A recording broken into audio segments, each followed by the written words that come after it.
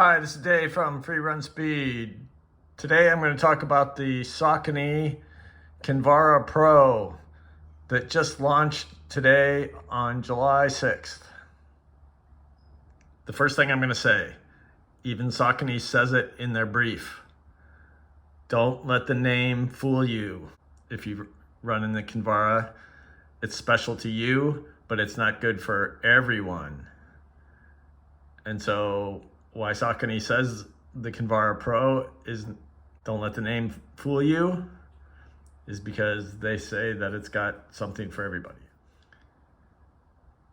Now, I can see where they grabbed some feel from the Kinvara.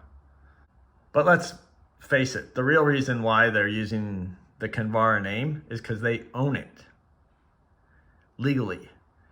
And let me tell you from experience, it is very hard to come up with a new name that passes legal, specifically with a big brand like Wolverine.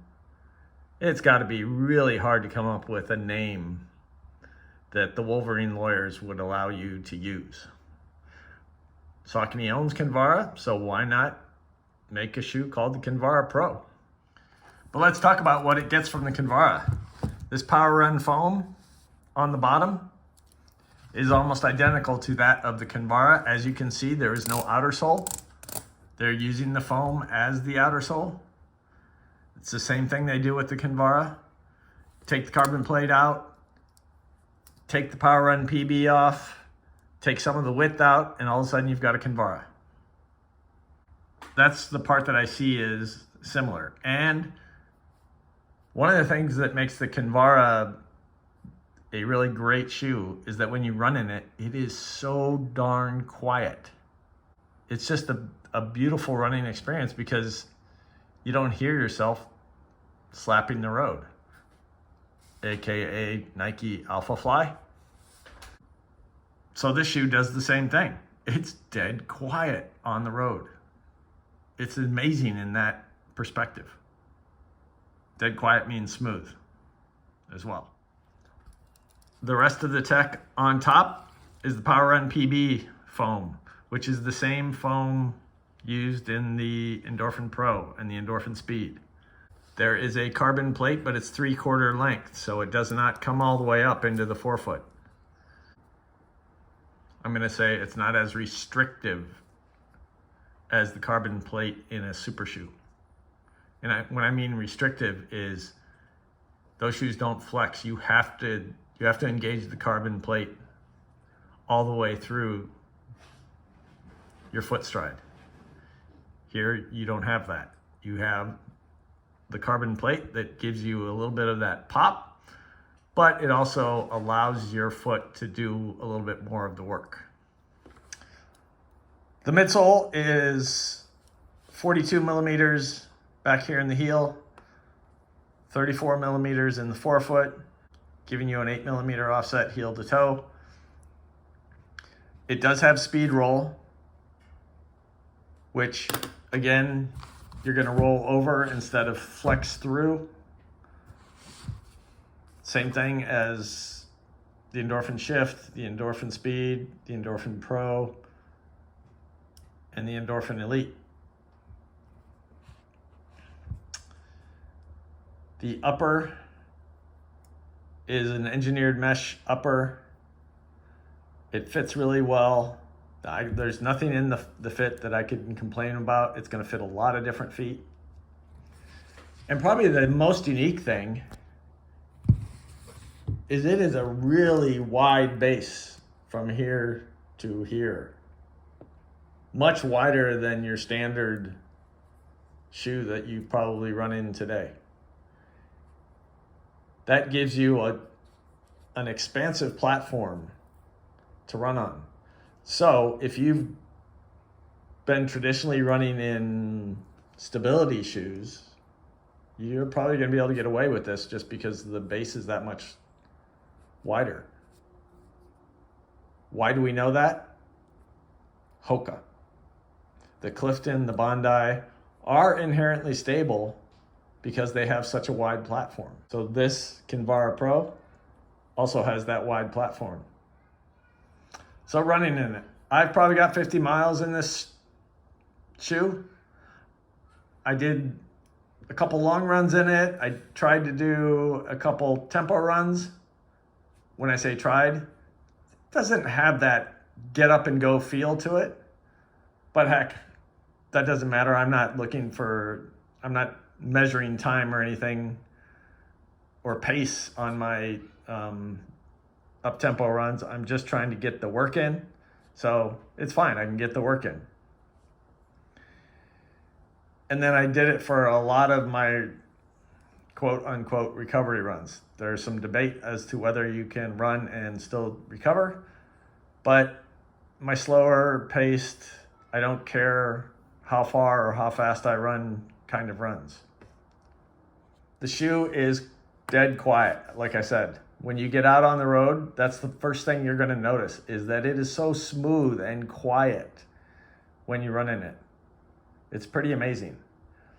The carbon fiber plate, I can't say that I noticed it or saw any just sheer benefit from it, but I'm sure if we took the carbon plate out and then I went and ran in the shoe without it, I would probably notice it.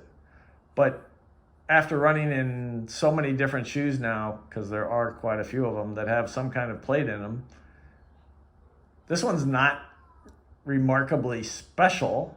I just think they built it so that it allows your foot to do a little bit of work, which is actually good.